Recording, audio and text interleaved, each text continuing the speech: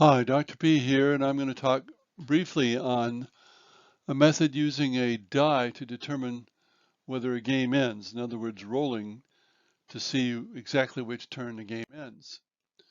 The problem here is that most tabletop games have an arbitrary ending that is usually a number of turns or rounds. A round being everybody gets a particular turn. Unfortunately, this artificially notifies players that the game is going to end. So they can then make unusual plays that would be unwise if the game was to continue, but are otherwise good. If you want an uncertain ending time limit to prevent such artificial moves, what can you do? Well, in some cases, with more than two players, players can vote, and I've talked about this elsewhere. A more random way to end the game is to dice for it. This involves rolling a die at the end of a round, and the result needed to end the game increases, becomes more likely with each turn.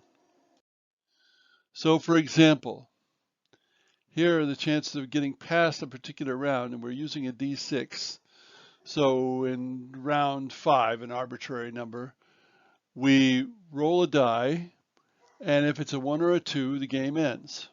So there's 2/3 chance that the game will continue. On the next round, we increase the chance of the game ending to a 1 to 3, and there's 1/3 chance that the game will continue. The next round, we increase the roll to 1 to 4, and there's 1 chance in 9 that the game will continue past this round. On round 8, the roll is a 1 to 5, and there's 1 chance in 54 that the game will continue past this round.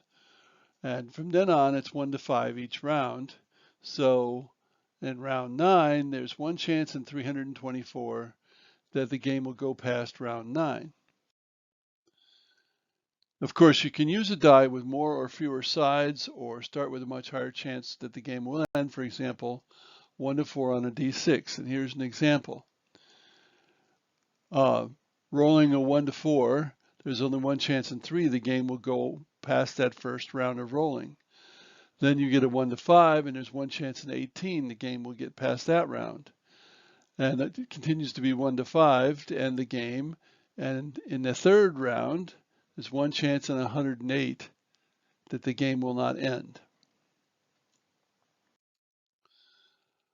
My dislike of this method is that unless the game involves a lot of turns, the dice method can result in too long a game.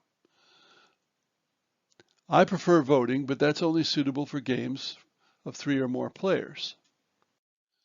So there's another tool for your game designs. Thanks for listening.